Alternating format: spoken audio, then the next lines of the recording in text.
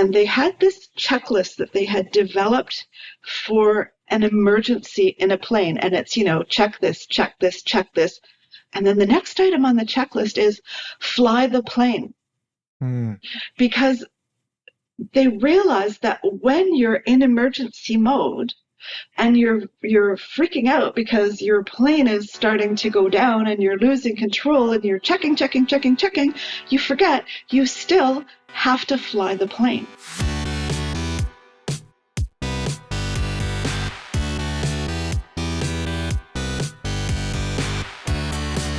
You're listening to The Successful Bookkeeper with your host, Michael Palmer. Listen each week as inspiring guests share their secrets of success to help you increase your confidence, work smarter, and build a business you love.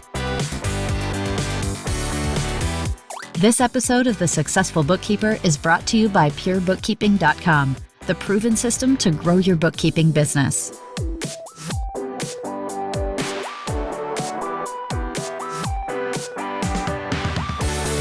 Welcome back to the Successful Bookkeeper Podcast. I'm your host, Michael Palmer, and today's show is going to be a fantastic one.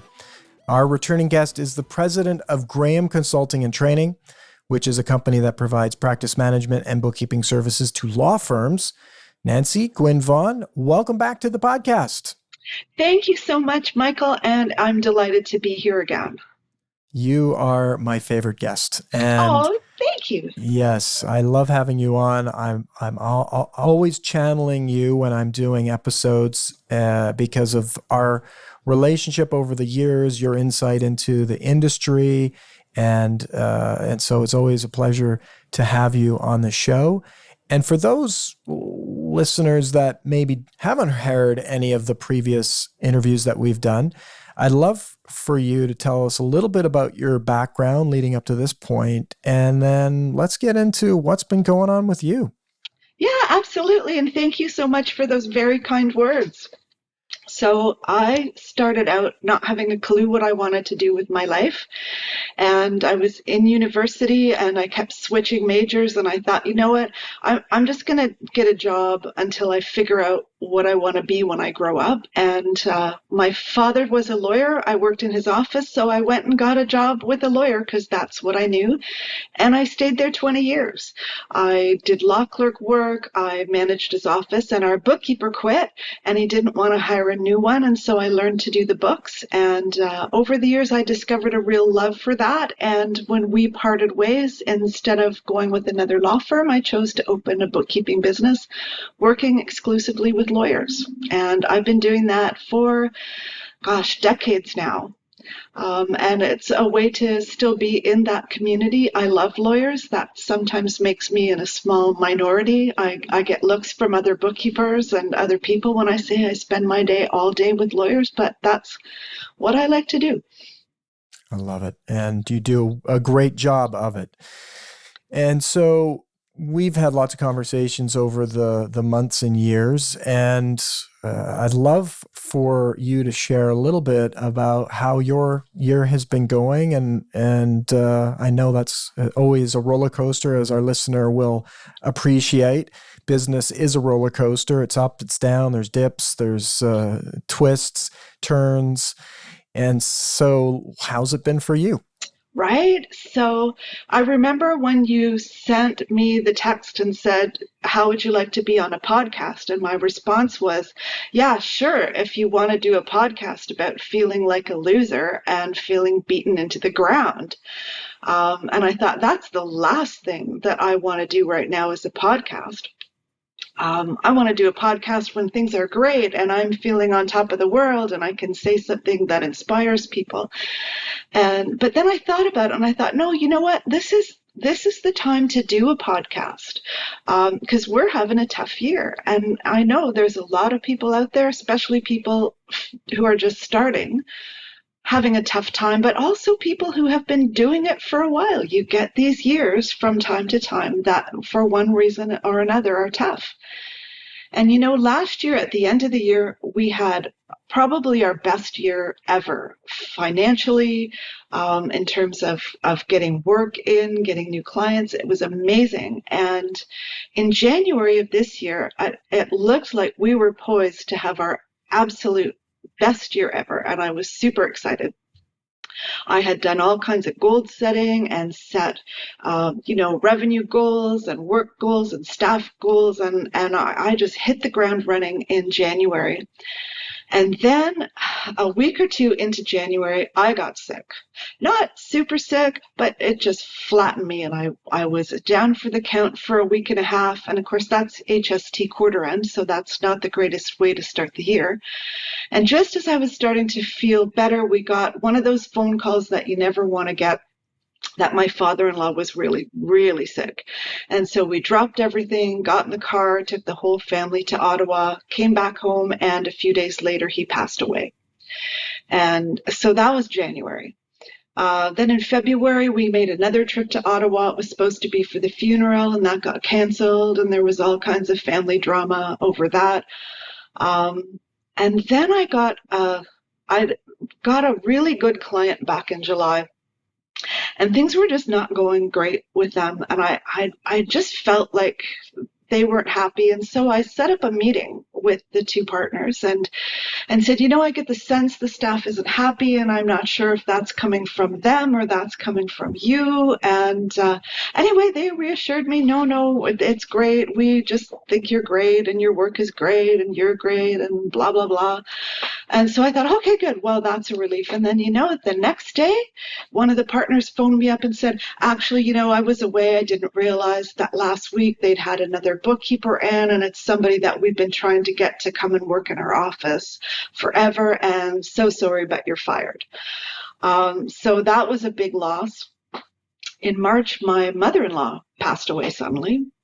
Then in April, I found out that my office that I just love, is going to be demolished. And so there were meetings about that and, trying to figure that out. When's that going to happen? Is that something we have to deal with right away?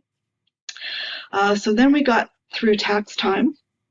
I was all excited. Okay, it's beginning of July. Tax time is behind us. Now we can start to look forward. And literally 9:00 in the morning, the very first day back in the office in July, I get a phone call from one of my absolutely, absolutely favorite clients.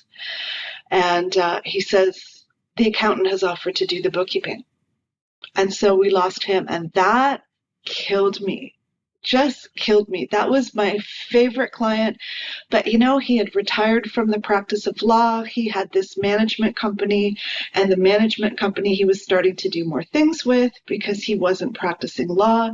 And it was actually a really good decision when I thought about it later, because he was doing all kinds of stuff with this management company, U.S. stuff and investments and stuff that was so outside of my wheelhouse, but I hadn't want to let the client down, and so I would do what I could and then send the rest to the accountant. But that was just a blow. And same with the other law firm that we had lost. They had a management company, and they had all these super convoluted systems. It's so interesting how sometimes people construct these systems outside the bookkeeping because they don't understand the bookkeeping software, and they don't really want to understand the bookkeeping software, but they want to be in control. And so they have all these spreadsheets and binders and things extraneous to the bookkeeping. And they really wanted to go with that. They did not want to hear, hey, here's a different way to do it. Here's a more efficient way to do it. And that was good learning, I think, that, in some situations, clients are just not a good fit, either right off the bat, or even clients who have been with you for decades, with whom you have a fantastic relationship. Sometimes they shift and change, and they are no longer a good fit. So I took that hit, and I thought, okay, well, you know what? That's fine. It's still after tax time. We've still got an opportunity. We can make the rest of the year great. And then didn't I get a jury notice? And I had to drop everything and go into court and do jury duty. And while I was sitting there at the court waiting to find out if I was on a jury or not on a jury. And even if you're not on a jury, you still have to stay at the court. I get this text from my assistant of 2.5 years. I'm not feeling great. I don't have the capacity to be here. I'm leaving. I'm done for the day. And I'm thinking, great, I'm here. I'm not in the office. My out of office says contact my assistant, and now nobody's in the office. And that actually turned into the next week, nope, I'm still not feeling great. I'm going to take a week of vacation. The next week, I'm not feeling great. I'm going to take another week of vacation.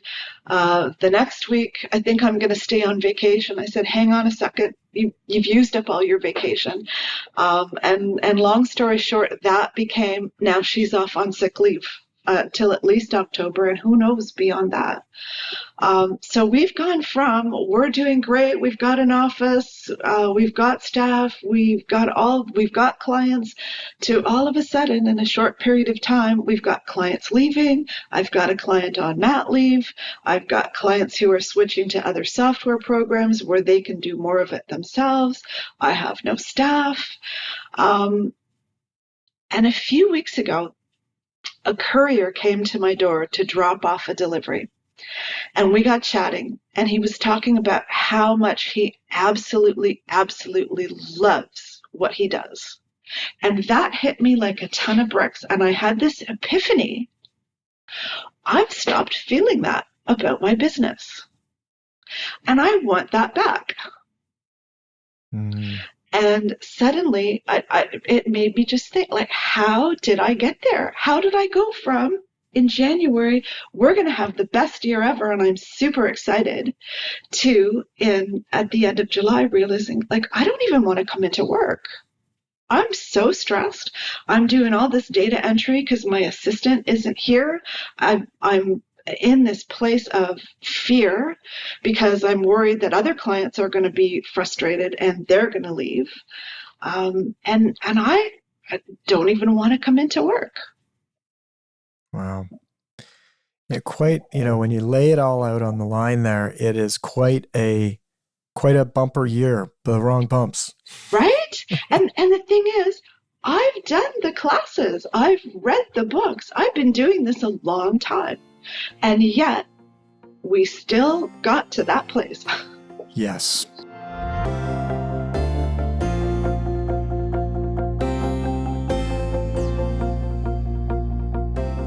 I have to ask, like, what's going, like, some people would want to give up, and just not do it anymore after some of the bumps that you've had. What is your mindset? And like you said, you've read the books, you've done the courses, which I think is why you haven't given up. But I'd love to know what your mindset has been through all of this. I mean, you've stopped loving the business, as you've mentioned, but what do you think about your business? So it's interesting. I think for so long I was just kind of in survival mode. And it's interesting because I have had years where there's something huge, like somebody's been really ill and we've really had to work around that. And that is so different from this year because you have something huge, you make a plan, you work the plan, and you figure it out. But this was like drifting. And it was never a big thing. It was, oh, this is a little thing. Okay, yes, somebody's died and that's horrific, but we'll get through it. People go through that. And then there was something else. But, okay, we'll get through it. And it was always like, okay, we'll just get through this in 2 or 3 weeks or a month, and then we'll get back on track. And this was, I didn't even realize how far I had drifted. And really, until that courier came and just abruptly made me think. But how I have been handling it is just head down, nose to the grindstone, doing the work, because the work has to get done. And the deadlines have to get met. And so I stopped doing the things like going on the pure bookkeeping calls and attending the Mark Wickersham sessions and attending Lisa Campbell's sessions and doing all of those sort of business owner things. I was just working in the business, and I would go home on the weekends, literally, and sit and read a novel, just because that was all I could do. That and the odd glass of wine was really that was how I was managing.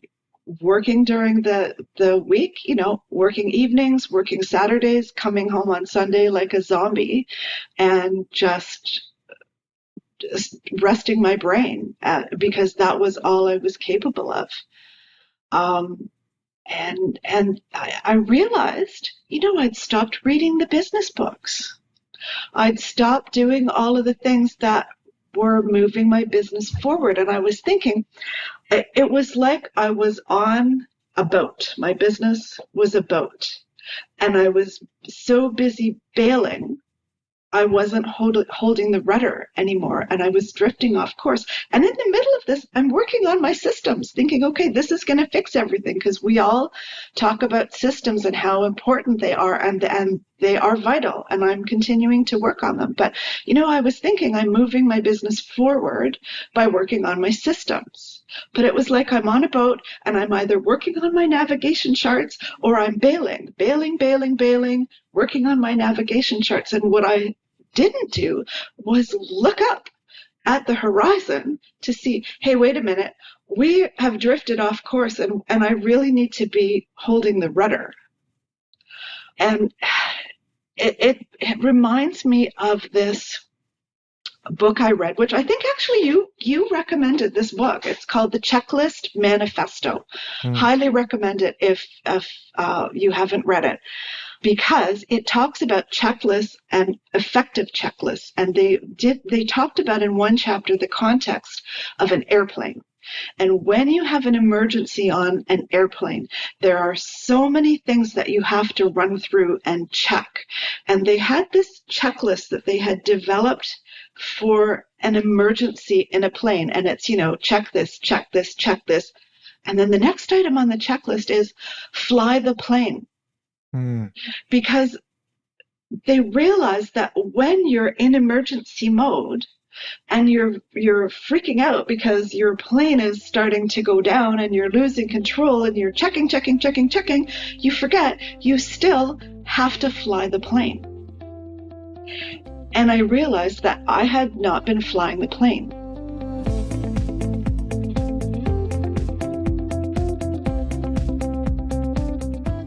Such great analogies, both the boats and the plane.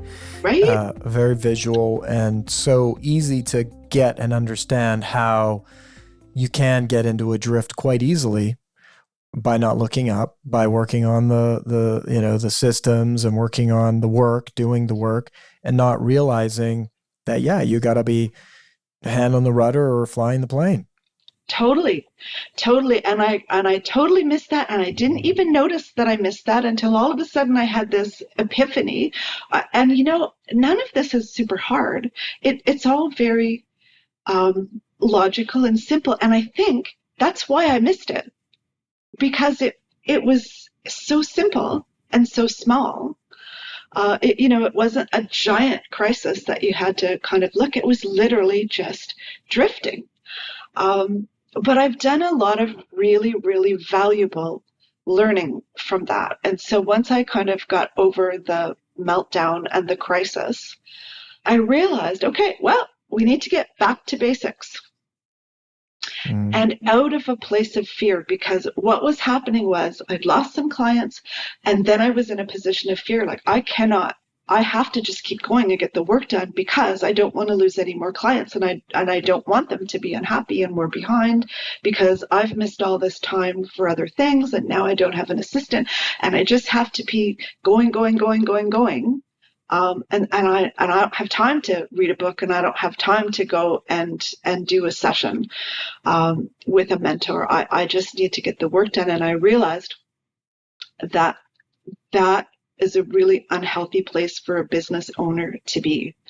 And I have to just sort of step away from that fear and say, yep, you know what? There may be some unhappy clients right now, and I may not be a good fit for them right now, because we are not getting the work done the way I want it to get done. And that's okay. Because what I really need to do is bring my boat into the harbor and really think about, what do I want on this boat? What crew do I want on this boat? Do I even want to take all the passengers that I have? What do I really want to build? Because I am so clear now after talking to that courier, I want to love what I do again. Mm. And so that's what I'm starting to work on. What clients do I want to bring with me? And what do I want to build going forward that is going to create a business that I love? Because when I love doing the work, I do a much better job. We do a good job, but I don't want to do a good job. I want to do an amazing job for my clients. And one of the things that I discovered that is so interesting is that I can do exactly the same task for one client and absolutely love doing that task because I know I'm doing it for somebody that I can really be helping. And I can do the literally exact same task for another client where I'm just a cog on the wheel, like that firm that left. I'm just a cog on the wheel. Just do that data entry. We don't need to hear from you. We don't want to change our systems. We don't want your opinion on our systems. We just want you to come in, type in the data, and go away. And I hate doing that.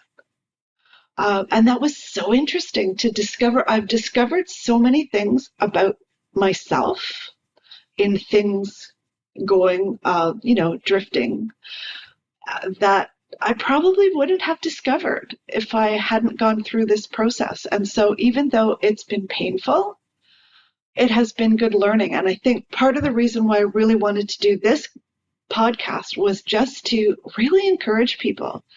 Even when you've been doing this for a long time and you've had some good years, sometimes you get stuff like this and you just have to kind of step back and recover a little bit. And I don't want to pretend that it's not hard. It's very hard.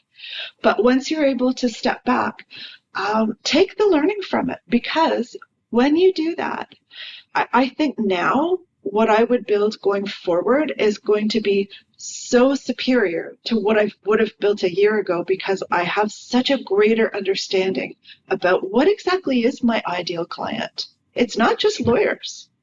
It's what is the size of the firm, and what's their mindset, and what are they really interested in doing. And I have learned I am not interested in just being a cog in the wheel. If you are set in your systems and you just want somebody to do data entry, we are not a good fit. Mm. And also the other thing I've learned is you take existing clients and you have clients that you absolutely love. And then they say, oh, I've got a management company. Can you do the books for that? And you want to say yes because you love the client. And now I've learned to say yes, but. Yes, I can do that because it's really simple. But if you start doing things outside of my area of expertise, it's going to have to go to the accountant. And I've learned that I have to make those decisions earlier, because it ends up not being good for the client and not being good for me. And those are hard decisions. And I think that's probably what I've learned is I need to make the hard decisions earlier. That's right. That's right. Right. And so it reminds me of a story that a friend of mine told me.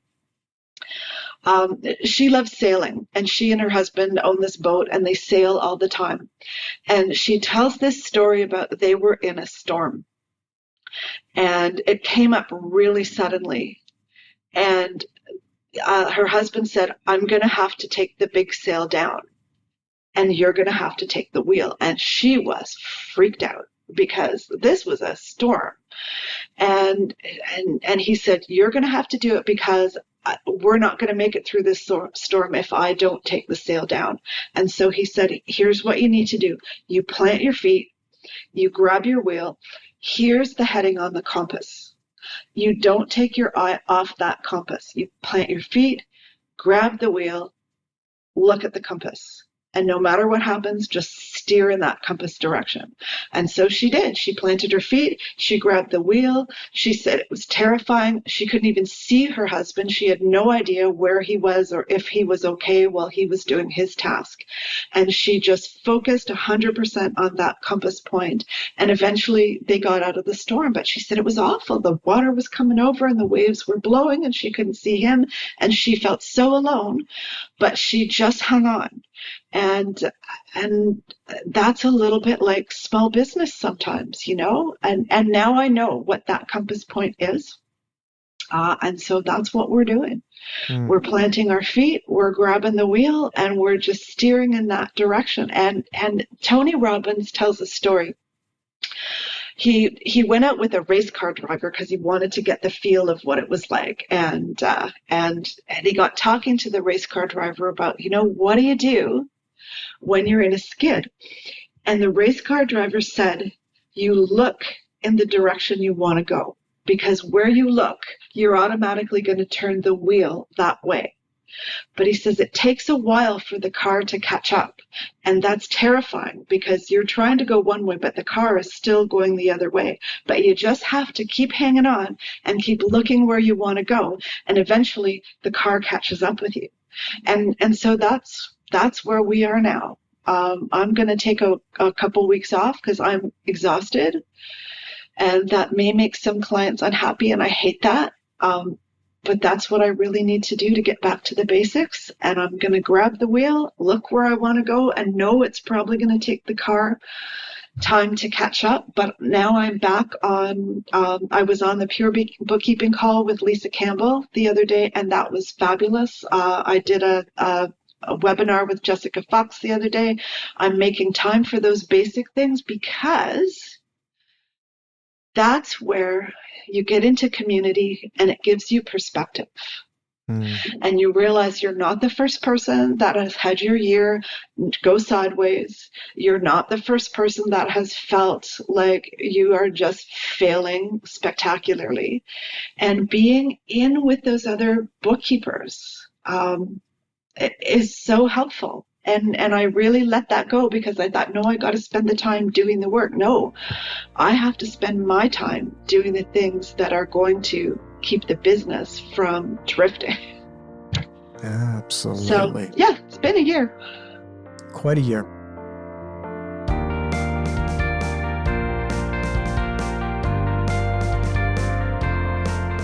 Lots there, as I said earlier, and always so interesting to hear I really acknowledge you for your transparency and sharing, right? Many, probably the 80% of the people out there would not get on the podcast and share the transparent, this is what's really going on and how I'm dealing with it and what I'm doing. And so thank you for that. It's valuable to us as listeners.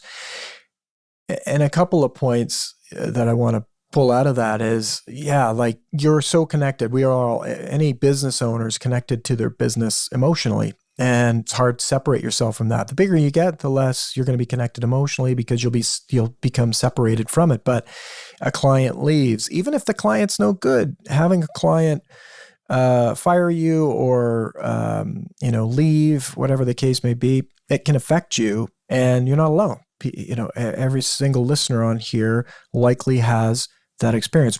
The degree to which they are impacted always will alter for sure. So the key message is know that you're not alone, listener, in these feelings and in these experiences. And business is a roller coaster. There are, love the book by Seth Godin, The Dip, right? It's like there is always going to be a dip, constant dips. The question is a dip that you want to pivot out of or continue through? And your kind of your situation, you're continuing through, but you're making some alterations to your mindset. You're going to go deep on a couple other things. And what I love about conversations that we've had about your clients is you did a ton of work in the past, figuring out your ideal client, who you want to build your firm with. And it's not like that you have all the answers. You think you have all the answers. You're like, I figured this out. But there's going to be a time where it's like, oh, we missed a little bit, because you can't see through the crystal ball to see there's that little missing piece. Right. And, when to say no. It's like, oh yeah, if I don't say no at these points, I'm going to have problems. So the business doesn't come done, right? It comes at you from, you've got to create and continue to create to deal with the outlying external environment that can happen, change in industry, change in customers, change in yourself, your life, other people's lives, your staff lives. It's a constant. That's why the boat and the plane are such great analogies, because that storm, that nobody knew that storm was coming. Storms sometimes pop up. You can't foresee that. So I love that you're navigating through it. You've got a plan, and you're using community to help you through it, and going back to what you know is valuable, and you will figure it out and you will build. I mean, great. Always, I think I've mentioned it a few times, Garth Brooks' song, Thank God for Unanswered Prayers. I often think when things aren't going my way, it's like, what's the message here? What's the gift that's being given to me that has me pivot to something that I need to learn, that's going to provide me with a step in the right direction for the future? Like, we have no idea the gifts we're given with adversity or challenge, or a sideways move. The gift that comes with that, in terms of our knowledge, our personal wisdom and strength, comes from all of those things. So it's like you said, it's like, this is the time that you are in a reset mode, and you're leveraging all you know to then go into the next leg of the journey. 100%. 100%. And I think, I probably would have given up a long time ago had it not been for the communities that I'm involved in, because it can be very isolating being in small business.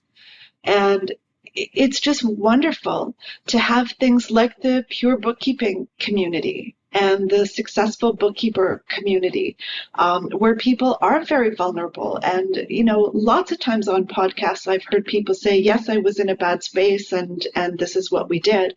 And it's so helpful to have other people. And I really encourage people, if you're not in a community with other bookkeepers, find one. There are great communities, because there are people in those communities who are really good at running their business. And I think that's just the nature of small business. One of the things that I'm really lucky to have is my dad. My dad is 96. I go over to his place every Saturday night. We get Uber Eats from Scottibush, and we watch some TV. And he was a lawyer in practice for 40 or 50 years. And, he's a great sounding board to talk about small business. And I'll go in, this is happening, that. Oh, he says, that's small business. You're always worried you're never going to see another client, or you're always worried, we don't have enough staff. And it's wonderful to have people like that who are available, because you do get really discouraged. And I think you do have to look at it, that what can I learn from this? And from this, the past few months, it has been very instructive just to where the holes were in. For example, my definition of an ideal client. Now I have it so much more refined. And I think that this is just the nature of small business. You never know what clients you're going to get. You get them, it looks like they're going to be a good fit, and either they're not a good fit for you and you do some pruning, or you end up not being a good fit for them. And you do take it personally, because you really care about your clients. You're in there, you hear about their families, you hear about their pets and their lives and whatever. And then when they call you up one day and say, oh, sorry, the accountant's going to take over, it's like, wait a minute, what? Yeah. But yeah, there's been good learning, and I'm sure the learning is not done. But I learning have is to tell not you, I done. used to say at tax time, especially when I used to go into clients' offices and they're there and they're asking you stuff and they're putting pressure on you, and I would say to the staff sometimes, you know what, I'm going to go get a job at Walmart, and my answer to every question is going to be ask someone who cares. It's not my job, because you just get so stressed out sometimes with the pressure. You want to make everybody happy, but when you're in a job, you have maybe one or two bosses that you have to make happy. And when you are self-employed, you have maybe 10 or 20 or 30 bosses, all of whom think they should be at the top of the heap. And you're trying to make them all happy. And, you have to do a lot of learning about prioritizing and boundaries and saying no. And even when you do a lot of learning, there's still more to learn. Absolutely. Absolutely. And I think it's a journey. The learning is always happening. And anybody who's really great at business hasn't always been that way and has their own learnings. And that's the value. You get to see them at that point. But there's always learning ahead. There's learning behind. The better you are at sharing that and asking for help, the more valuable you are to a community and the more valuable that community is to you. So, fantastic look at your business today, and we're going to look forward to seeing where you are. And I know you will overcome all of these obstacles and build something new and fresh, and it will look great. That's the hope. It will be. It will be. It will be. Nancy, this has been fantastic. I want to thank you for your generosity, your transparency, and coming on the show and sharing where you've been and some of the challenges you're faced with. And I know our listener will look forward to having an update from you in the future, but thank you for being on the show. Thank you, Michael. Always a pleasure. The pleasure is all of ours. And with that, we wrap another episode of the Successful Bookkeeper podcast. To learn more about today's wonderful guest and to get access to all sorts of valuable free business building resources, you can go to thesuccessfulbookkeeper.com. Until next time, goodbye.